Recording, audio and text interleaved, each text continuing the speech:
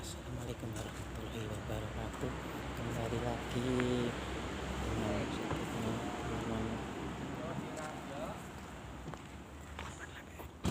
buatan ini video. Malang. Kalau ini dari Lamongan.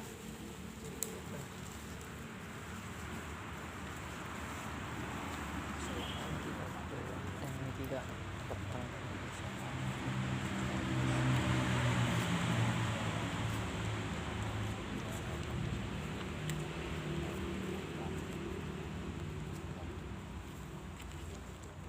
Di mana ini? Oh, saya tahu. Kalau ini dari Lampung ya. Oh, namanya Mas Sudit. Oh, tenang. Wah, ini tinggal di sini aja ya. Kalau ini saya ini Teman ya petang. Lampunya mbak udah benar.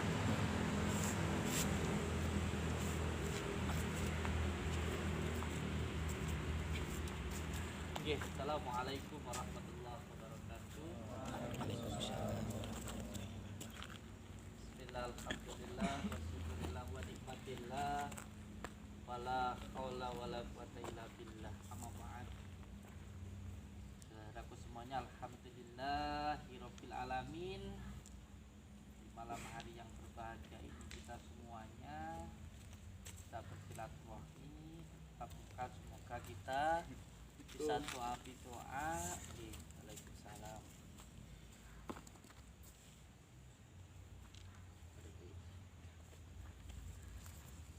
Dari mana ini?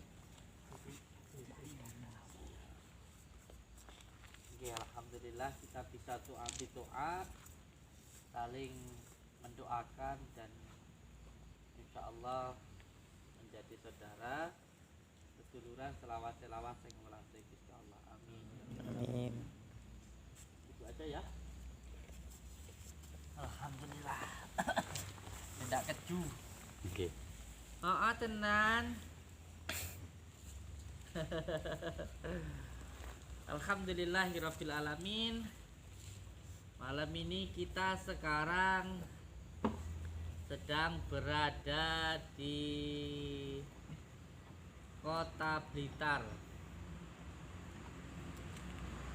Tepatnya di Makom Gatung atau makamnya insyaallah makamnya Mbah Joyo Tigan. Insyaallah beliau ini adalah seseorang wali Allah. Beliau ini insyaallah adalah orang yang sangat berjasa terhadap negara kita, terkhusus untuk Blitar. Dan beliau ini bukan hanya sebagai seorang pemimpin, tetapi juga sebagai seorang ulama, dan beliau juga seorang yang linuwih. Dan beliau ini juga terkenal sebagai orang yang sakti mandraguna. Alhamdulillah, ini ada YouTuber Blitar juga ya. Ya. Ada Pak Afid Vlog Blitar. Vlog Blitar, sama ada siapa ini? Keluarga Sutikno. Cucu Mawan, jangan itu nanti kalau penuh pindah sampean. Itu aja enggak apa-apa. Tinggi. Dan saya harap sih nanti ketika mau masuk ke makom dicopot aja sandal sama sepatunya ya. Oke, siap. Iya, siap. Supaya lebih sehat. Peredaran darah ke sana lancar. Oke. Ada mungkin warga yang lain yang datang? Tidak ada, Gus. Oke. Hanya kita Berarti berdua. sudah cukup ini ya. Oke. Oke, tadi saya berbicara tentang beliau ini juga dianggap sebagai orang yang sakti. Yang sakti, yang dimaksud sakti itu bagaimana? Yang disebut orang sakti itu adalah orang yang sabar karena Allah. Orang yang sakti itu adalah orang yang orang yang sabar ngalah. Orang yang sakti itu adalah orang yang sabar ngalah. Itu adalah orang yang sakti. Orang yang sakti itu yang dicaci nggak sakit hati, yang dipuji tidak merasa tinggi hati. Jadi dicaci maupun dipuji itu sama saja, tidak ada beda. Dan sekarang kita ada di sini, niatkan yang pertama untuk mengingat kematian. Karena nasihat yang paling utama itu ialah mengingat kematian. Wes toh, apapun masalahnya, selama diri kita itu masih hidup, masih ada harapan. Sejelek-jeleknya orang, sebejat-bejatnya orang, selagi orang itu masih hidup, masih ada harapan. Sekarang tukang minum, besok jadi orang tukang zikir, kita tidak tahu. Sekarang tukang maksiat, besok jadi tukang ibadah, kita juga tidak tahu. Sebaliknya juga, sekarang ahli ibadah, besok jadi tukang maksiat juga nggak tahu. Makanya selagi masih hidup itu tidak bisa dipastikan. Yang terpenting ketika kita ibadah, jangan sampai memandang rendah orang yang tidak ibadah. Jangan mentang-mentang kita sholat lalu kita merasa lebih baik dari orang yang tidak sholat. Karena kesombongan itu adalah sifatnya iblis. Kesombongan itu adalah sifatnya setan. Jadi jangan sombong dengan kebaikan yang kita lakukan. Kebaikan itu, ibadah kita itu apabila dibandingkan dengan nikmat Allah sama sekali tidak sebanding. Kalau kita mau hitung-hitungan, kalau kita mau merasa bangga dengan ibadah kita, itu sama sekali nggak pantas, sayang. Ibadah kita, sholat kita, kalau dibandingkan dengan nikmat Allah yang diberikan kepada kita, sama sekali nggak ada bandingannya, nggak sebanding sama sekali. Kita mungkin merasa orang yang sangat taat beribadah kepada Allah, lalu kita membanggakan ibadah kita, apalagi kalau kita sampai mengharapkan surga, maka itu semuanya nggak sebanding dengan nikmat Allah yang diberikan kepada kita. Seandainya kita gunakan waktu kita untuk zikir, untuk sholat, lalu nikmat-nikmat Allah yang diberikan kepada kita bagaimana? Nikmat nafas, nikmat bisa melihat, nikmat bisa berbicara, nikmat kita bisa berdiri, nikmat kita bisa makan, luar biasa banyak. Jadi kalau kita mau hitung-hitungan, apalagi membanggakan ibadah kita, itu sama sekali nggak sepadan dengan nikmatnya Allah. Bahkan kalau kita berpikir dari kita bangun tidur sampai kita tidur lagi, itu lebih banyak ingat sama Allah atau lupa sama Allah? Lebih banyak lupanya. Makanya saya mengajak panjenengan untuk istiqomah mengamalkan sholawat, karena ketika kita nanti mati,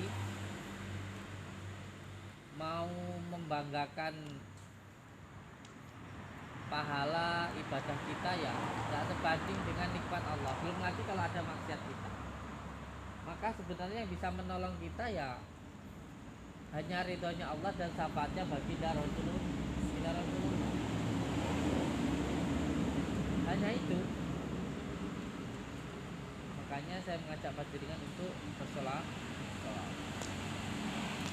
Nah, langsung aja malam ini sudah malam, kita nanti berkholwat, beriadah di makam ini. Yang pertama untuk mengingat kematian,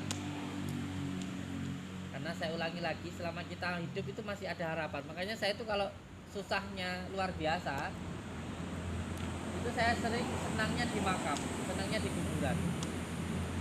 Karena apa? Karena ketika di kuburan, ketika di makam, itu saya melihat banyak orang yang meninggal. Dan orang-orang yang meninggal itu harapan cuma satu, yang mereka harapkan itu bisa hidup kembali lalu memperbaiki sholatnya. Makanya kita yang masih hidup ini adalah nikmat Allah yang luar biasa, karena masih ada kesempatan untuk kita. Bayangkan segitu banyak orang yang meninggal, harapannya cuma satu, hidup. Dan kita yang masih hidup ini berarti kan masih banyak harapan. Makanya selama kita hidup ini masih ada harapan, maka terus lakukan kebaikan. Dan yang kedua untuk doa bidoa, terutama kepada leluhur kita di makam ini. Kita menyambungkan doa dengan leluhur kita, dengan orang-orang yang berjasa terhadap negara kita, terkhusus untuk warga, untuk Blitar. Karena apa? Karena ketika kita ingin mendapatkan barokahnya dari leluhur kita, ya, kunci utamanya yang pertama ya kita harus mau mendoakan leluhur kita. Ketika kita mendoakan leluhur kita, itu nanti baru doa-doa yang disampaikan oleh leluhur kita akan sampai kepada diri kita. Ketika panjenengan pengen doa-doa yang disampaikan oleh orang tua nyampe kepada diri panjenengan, kuncinya panjenengan harus mau mendoakan orang tua. Jadi banyak orang itu hidupnya sengsara bukan karena tidak pernah didoakan oleh orang tuanya, tetapi karena anaknya tidak mau mendoakan orang tuanya. Jadi ketika ingin doa orang tuanya sampai kepada anaknya, maka anaknya harus mau mendoakan orang tuanya, gitu loh. Jadi ketika kita pengen hidup kita itu seperti yang didoakan oleh orang tua, maka kita harus mau mendoakan orang tua. Ketika kita ingin mendapatkan barokah doa dari ulama-ulama kita, kiai-kiai kita, ya kita harus mau mendoakan ulama, kiai kita, atau bertawasul. Orang lain mengatakan bid'ah, mau mengatakan musyrik, ya silahkan lah, itu mereka itu. Tapi kalau kita orang Jawa dan kita pernah ngaji, ya tentu kita tahu jalurnya. Ketika kita pengen mendapatkan barokah doa dari wali-wali Allah, ya kita juga harus mau mendoakan wali-wali Allah tersebut. Bukan berarti kalau kita mendoakan wali Allah lalu kita itu musyrik, bukan. Ketika kita pengen mendapatkan syafaatnya, doanya dari baginda Rasulullah, ya kita harus mau mendoakan baginda Rasulullah. Bukan berarti kalau baginda Rasulullah itu butuh didoakan, bukan. Baginda Rasulullah itu sudah dijamin masuk surga. Baginda Rasulullah itu sudah dijamin untuk dicintai oleh Allah. Kan ada yang bilang ya, kowe iki lho sok-sokan ndongakne baginda Rasulullah, bersolat kepada baginda Rasulullah. Woi, baginda Rasulullah ki wis dijamin masuk surga, tak perlu mbok dongakno awakmu dhewe. Kan ada yang bilang kayak gitu ya. Orang yang bilang kayak gini tuh gak tahu ilmunya. Ketika kita mendoakan baginda Rasulullah, kita bersolat kepada baginda Rasulullah, bukan untuk baginda Rasulullah tapi untuk diri kita sendiri itu loh. Jadi gini, kalau kita ini saat ini pengen mendapatkan doa-doa orang tua kita, ya kita harus mau mendoakan orang tua kita, gitu loh. Jadi itu yang namanya doa bidoa. Jadi kalau kita pengen dicintai baginda Rasulullah, ya kita harus cinta kepada baginda Rasulullah. Itulah yang dinamakan dengan memesrakan Nur Muhammad. Karena pada dasarnya, pada intinya kita ini semuanya ini sudah dicintai oleh baginda Rasulullah. Baginda Rasulullah ketika menjelang wafatnya yang dipanggil itu adalah umati, bukan keluarganya, bukan sahabatnya, tapi kita umatnya. Jadi kita ini sudah dicintai oleh baginda Rasulullah itu dari berabad-abad tahun yang lalu. Tinggal bagaimana kitanya gitu loh. Tinggal bagaimana kita, apakah kita mau menerima cinta baginda Rasulullah itu atau tidak. Lalu untuk membuktikan rasa cinta kita kepada baginda Rasulullah itu dengan cara membaca sholawat. Jadi kalau membaca sholawat itu jangan hanya jumlahnya atau keinginan-keinginan yang lain, pengen bisa penarikan pusaka, pengen bisa terawih dan lain sebagainya, bukan. Tetapi ketika membaca sholawat itu